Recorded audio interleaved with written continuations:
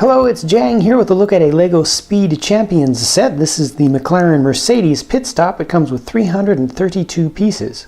The car is the last model to officially race in a Formula One event, the 2014 version, with the awkward 2014 regulation proboscis in the front, the nose sticking out, which they actually did quite well. LEGO did quite well with this version here.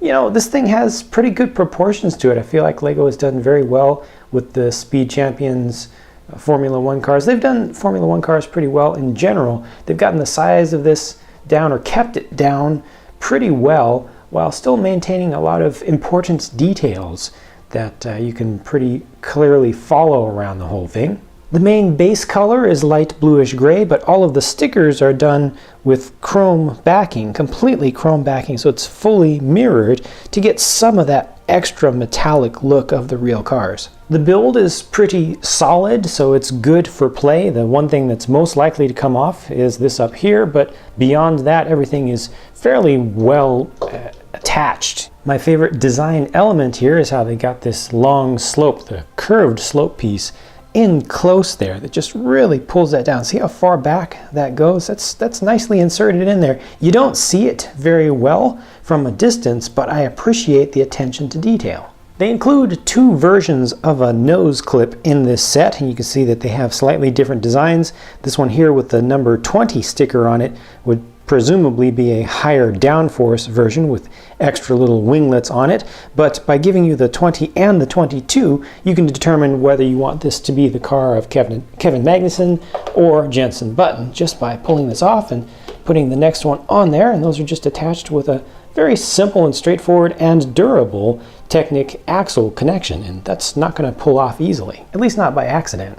This whole pit structure assembly is nice and expansive. Over here on the right hand side you can see that you get some tools there on a rack, and this is the spare nose that's easy to just pull off if you want to swap those out. Kind of displays it in a nice way.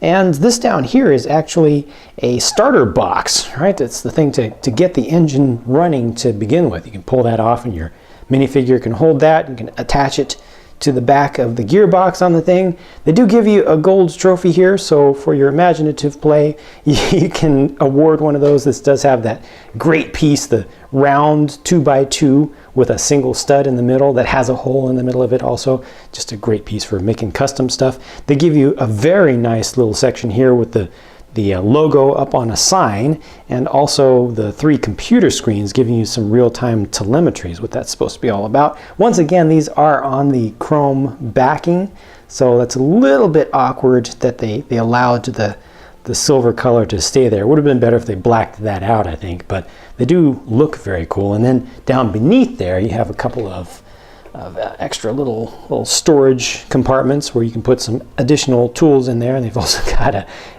oil can down in there, kind of an older style of oil can. This whole section over on the left is hinged, so you can kind of change the angle of that a little bit just to kind of, you know, make things a little bit more stable and also make it not quite so boring just in the shape of having everything flattened. I think it looks fine when it's flattened out. You know, it looks like you're just looking down part of a pit wall. It's not a realistic orientation of everything, but I think that it looks good and it captures the feeling pretty well. But if you want to, you can angle that in. You see that they've got a couple of these booms with what are supposed to be air guns. So these are for changing out your wheels and tires. They don't give you anything for fueling in this set though.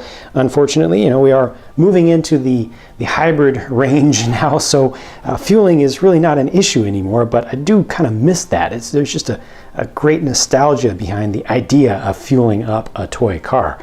Now this whole section right here is interesting. Doesn't really have to do with a standard pit stop. That is actually a car launcher. So the back of the vehicle has the bar piece on there, which is going to go over that clip.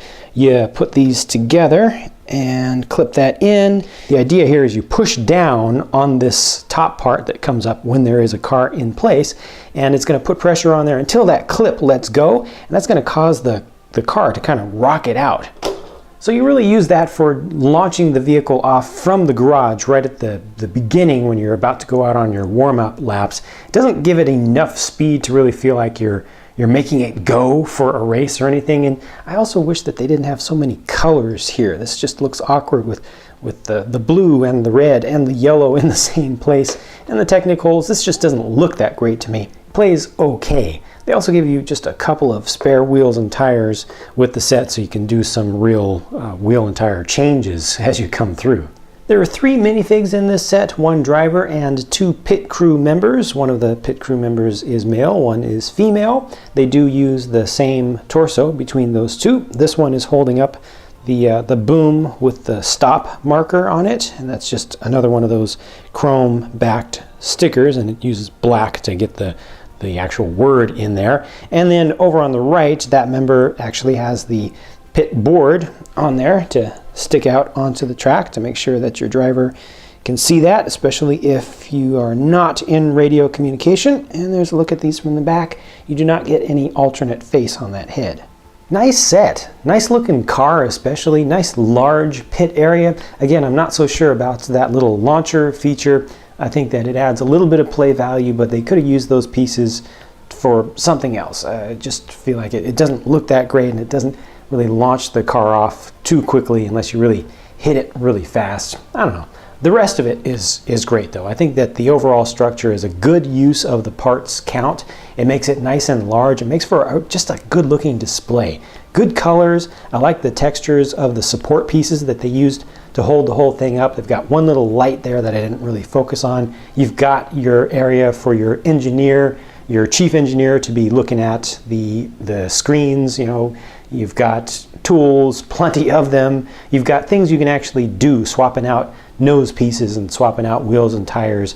I think that this is a good play set. It's good for play. It's good for display in general. This is a successful set design, so I'm really happy with it. Let me know what you think about the set. If you have any thoughts you would like to share, please feel free to down in the comment section, and I'll be talking to you again in the next video, which will be very, very soon.